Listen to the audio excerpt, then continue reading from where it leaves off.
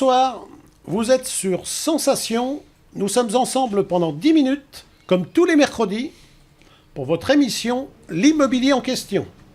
Seconde partie de la loi de Normandie 2019, le Pinel dans l'ancien.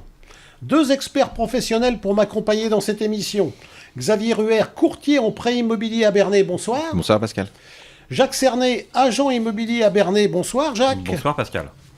Alors, notre loi de Normandie. Quelles sont les possibilités? Alors, est-ce qu'on a déjà des possibilités de louer à ses ascendants, à ses descendants, Jacques? Alors oui, effectivement, ils ont prévu cette possibilité. On peut louer à des ascendants, à des descendants, à une condition, c'est que ces personnes ne soient pas sur le même foyer fiscal. Ça veut dire quoi être sur un foyer, sur le même foyer fiscal? Ça veut dire que l'ascendant ou le descendant à qui vous louez doit avoir sa propre déclaration d'impôt, ne doit pas être un de vos enfants, par exemple, à votre charge, sur lequel vous déduisez déjà une part d'imposition et pour lequel vous voudriez à nouveau déduire des impôts en lui louant un appartement. Oui, ça serait pas bien, ça. Ce serait mal. Très mal. Ça mal. serait à l'encontre de ce qu'a prévu le législateur. Exactement. Xavier, quelles sont les déductions de charges de ces impôts, en plus des choses qu'on a parlé l'émission précédente? Dans la de Normandie, on a des choses comme la taxe foncière, les frais d'entretien, les frais de gestion locative. Si vous faites gérer votre bien par une agence, vous avez aussi tout ce qui est intérêt d'emprunt qui se déduisent. Donc tout ça, ça passe en frais généraux, en fait. Oui. Hein? En ce qui concerne la taxe foncière, une petite parenthèse, puisque une auditrice nous avait posé la question, elle avait un petit bien qu'elle mettait, quand je dis petit, il n'y a rien de petit dans l'immobilier d'abord, elle avait un bien qu'elle mettait en location, et elle posait la question de savoir si, sur sa taxe foncière, elle pouvait récupérer les ordures ménagères, Jacques. Alors, les ordures ménagères sont toujours à la charge du locataire. Quand vous signez un bail, il faut le lui signaler, et soit vous les intégrez dans des charges, une provision de charges par mois pour que ce soit étalé sur l'année, soit vous faites une régularisation en fin d'année. Ce que l'on peut retirer des frais généraux sur la taxe foncière, c'est le montant de la taxe foncière moins la taxe d'ordures ménagères, puisque c'est un service qui est rendu au locataire et c'est le locataire qui le paye. Alors, petite information, j'étais en déplacement du côté de Auxerre, parce qu'on ne dit pas Auxerre, on dit Auxerre. Je me suis fait reprendre en arrivant là-bas, donc je le dis bien, Auxerre. Et en ce qui concerne la taxe foncière et la taxe d'ordures ménagères, c'est 2 papiers séparés, 2 avis d'imposition séparés, ce qui est assez logique. D'après ce que vous venez d'expliquer, Jacques. C'est ça, c'est très logique parce que ça permet de retirer, parce que vous avez alors beaucoup de bailleurs qui, certains par pleine connaissance, certains d'autres par méconnaissance, vont défiscaliser la totalité de leur taxe foncière, y compris la taxe d'ordures ménagères, alors qu'ils ont récupéré ce montant. Alors, messieurs, en ce qui concerne notre loi de Normandie, quelles sont les zones d'investissement? Où peut-on investir? Bernay, par exemple. Jacques, est-ce qu'on peut investir à Bernay avec la loi de Normandie? Alors, il y a quelque temps, j'avais regardé sur la carte, il n'était pas possible d'investir à Bernay sur la loi de Normandie. Maintenant, c'est une évolution parce que c'est une carte qui est mise à jour par le gouvernement. Donc, il faut regarder sur les sites spécialisés, sur les sites concernant la loi de Normandie, qui va nous donner les villes qui sont sur lesquelles on peut investir. Pour l'instant, on a des zones A, B1, B2. Bernay est en zone C, donc c'est peut-être la raison pour laquelle, il y a quelques temps, on n'apparaissait pas sur la carte. Maintenant, je pense que, à mon avis, ça va être amendé, parce que des villes avec un cœur de ville moyen comme Bernay profiteraient grandement de ce dispositif. Ce serait vraiment un plus pour la population, tant pour les investisseurs que pour les locataires. Et Bernay, Bernay correspond tout à fait à la cible, en plus de cette loi-là, qui cible les villes de taille moyenne. Donc, au-dessus de 6000 habitants, on est...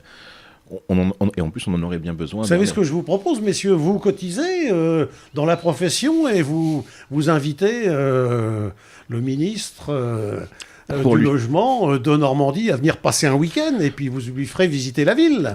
Parce que quand même, quand on regarde la carte un petit peu, on a Évreux qui est partie prenante, on a Vernon qui est partie prenante, Louviers, je crois, est aussi partie prenante.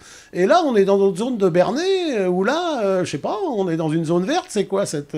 Alors qu'on est à 1h20 de Saint-Lazare, à 50 km de Deauville, et que tous les éléments, à mes yeux, après vous êtes les professionnels, hein, mais à mes yeux, tous les éléments pour Bernay sont réunis pour faire partie de cette carte. On est bien d'accord et que ça pourrait redynamiser sur une partie de l'économie le territoire.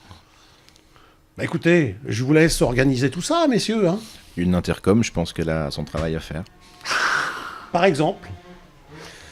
Alors, quels sont les plafonds encadrés par la loi, Xavier, pour pouvoir louer ensuite un appartement Il y a 2 plafonds. Il y a un plafond de ressources. Déjà, vos locataires ne doivent pas déclarer en revenu fiscal de référence au-delà d'une certaine somme. Alors, il y a tout un tableau, hein, je ne le connais pas par cœur. Oui, on ne va pas trop rentrer dans les détails, effectivement, vous avez raison, parce que c'est un peu compliqué. Pour vous ayez juste une idée comme ça, c'est pas non plus des plafonds très très bas finalement. Un célibataire, c'est 27 000 € l'année.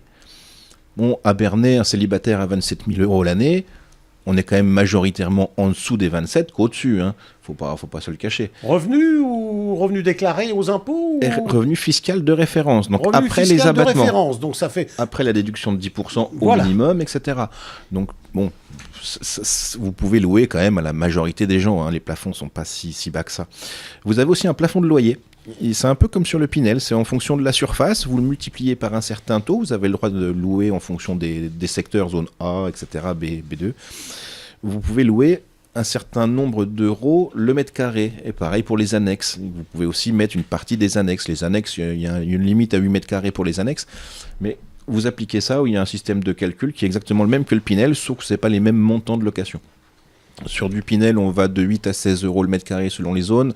Là, on va plutôt on va s'arrêter à 12 € maximum. Alors, messieurs, je vais vous poser la même question que je vous ai posée la semaine dernière pour le 9. Quels sont les conseils qu'on peut donner à un investisseur éventuel afin qu'il ne se trompe pas d'investissement de choix, etc., quoi, en travaux, etc., comment il va défiscaliser, tout ça par rapport aux revenus fonciers. Alors, la première chose à dire avant de répondre à la question, c'est qu'il n'existe aucun investissement sans risque. Ça, c'est la première chose à dire. Ce serait mentir de garantir à un investisseur qu'il n'y a aucun risque. Maintenant, on va essayer de minorer les risques potentiels. D'une part, par le choix de l'emplacement, par le type de bien qu'il veut acheter, ça va être selon ses moyens. Est-ce qu'il veut acheter un studio? Est-ce qu'il veut acheter un 5 pièces? Est-ce qu'il veut acheter un manoir? Et en fonction de ces éléments-là, les travaux chiffrés, on va être en capacité, avec une enveloppe de travaux approximative, et en partenariat avec un courtier et par des tableaux que l'on maîtrise, de pouvoir approcher le type de déficit foncier qui va être à mettre en place. Et par ce type de déficit foncier, le client investisseur, lui, sait combien il paye d'impôts. On va voir si c'est quelque chose d'intéressant. Est-ce qu'il efface tous ses impôts ou partie? Ou est-ce que l'investissement est trop élevé par rapport à ce qu'il paye d'impôts et peut-être se rabattre sur un investissement un petit peu plus faible pour optimiser? Xavier, il nous reste 15 secondes et la question est pour vous.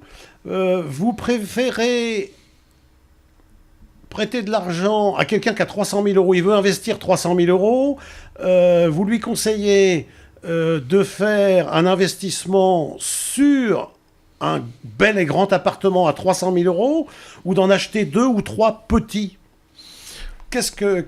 Plusieurs petits, parce que finalement 300 000 €, c'est beaucoup d'argent, mais c'est pas tant que ça pour de l'investisseur, du vrai investisseur dans l'immobilier. Donc 300 000 €, ça peut être une succession, ça peut être un héritage ou les économies d'une vie, peu importe. Mais mettre tout son argent dans le même appartement, on peut avoir quelques galères. L'avantage de l'immobilier, d'investir dans l'immobilier, alors vous allez répondre, hein, là il nous reste 5 secondes chacun, messieurs. Si vous voulez investir en bourse, acheter des actions X, Y, Z, est-ce que vous allez me prêter de l'argent si je veux investir en bourse? Est-ce que vous allez me prêter de l'argent en bourse? Xavier? Oui, si vous achetez ce qu'on appelle la pierre papier. Uniquement. Donc ça a toujours, de toute façon, ça a toujours un lien avec l'immobilier. Pour de la pure spéculation, personne ne vous prêtera un euro. Personne ne prêtera de l'argent. Alors que dans l'immobilier, on vous prête pas d'argent pour aller au casino, donc à la bourse. Voilà, c'est ça. Alors que dans l'immobilier, on nous prête de l'argent. Oui, c'est ça. C'est un avantage. Exactement. Merci messieurs d'avoir accepté l'invitation. Merci Pascal. Vous pouvez retrouver ce mag immobilier en audio, en vidéo, sur notre site radiosensation.fr. On se donne rendez-vous mercredi prochain, 19h35, après le Flash Info Régional, pour une nouvelle émission, l'immobilier en question. Très bonne soirée en écoutant Radio Sensation.